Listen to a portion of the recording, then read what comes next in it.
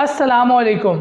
آج ہم آپ کو ایک ایسے بچے کی کہانی سنائیں گے جس کے والدین اس کی خوبیوں کو اس کی خامیاں سمجھ بیٹھتے ہیں، حالانکہ وہ اس کی انٹرنل سٹرینتھس ہیں۔ آئیے آپ کو سناتے ہیں علی کی کہانی۔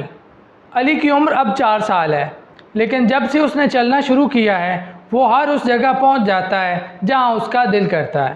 کبھی گھر کی چھت پر چڑھ جاتا ہے، کبھی باغیچے میں لگے درختوں پر، اور کبھی اکیلا ہی پارک میں چلا جاتا ہے۔ اس کی اس عادت کی وجہ سے اس کے والدین پریشان ہو جاتے ہیں۔ ایک دن اس کی ماں نے اپنی دوست کو بتایا کہ میرا بیٹا ہر وقت کچھ نہ کچھ کرتا ہی رہتا ہے۔ ابھی کچھ دن پہلے کی ہی بات ہے، رات کو کھانے کی میز پر ہماری پوری فیملی نے ڈیسائیڈ کیا کہ ہم صبح بچوں کی خالہ کے گھر جائیں گے۔ ان کا گھر ہمارے گھر سے کچھ ہی فاصلے پر ہے۔ علی بھی وہاں بیٹھا ہماری باتیں سن رہا تھا۔ صبح ہوئی، ہم سب نے ناشتہ کرتے ہی جانے کی تیاری شروع کر دی۔ ابھی ہم تیار ہو ہی رہے تھے کہ میری بہن کی کال آ گئی۔ اس نے بتایا علی ان کے گھر آیا ہوا ہے اور اس نے صرف نکر اور جوتا پہنا ہوا ہے۔ یہ سنتے ہی ہم پریشان ہو گئے اور فوراً اسے لینے کے لیے بھاگے۔ یہ سارا واقعہ سن کر اس کی دوست نے اسے بتایا کہ یہ آپ کے بچے کی خامی نہیں ہے بلکہ خوبی ہے۔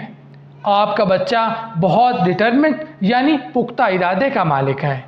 وہ جس کام کو کرنے کے بارے میں سوچ لیتا ہے اس کو پورا کرنے کی کوشش میں لگ جاتا ہے۔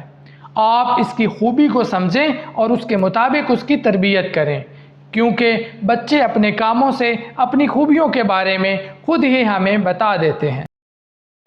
تو آپ نے دیکھا کہ اکثر والدین اپنے بچوں کی خاصیت کو سمجھ نہیں پاتے ہیں۔ انہیں لگتا ہے کہ وہ شرارتی اور تنگ کرنے والے ہیں۔ وہ انہیں صرف سختی سے ٹھیک کرنے کی کوشش کرتے ہیں، جس کی وجہ سے ان کی انرجی کو صحیح کاموں میں استعمال نہیں کر پاتے۔ تو اس کا سولوشن کیا ہے؟ آپ نے اپنے بچوں کے ساتھ وقت گزارنا ہے، جس سے آپ کو انہیں سمجھنے اور ان کی تربیت کرنے میں مدد ملے گی۔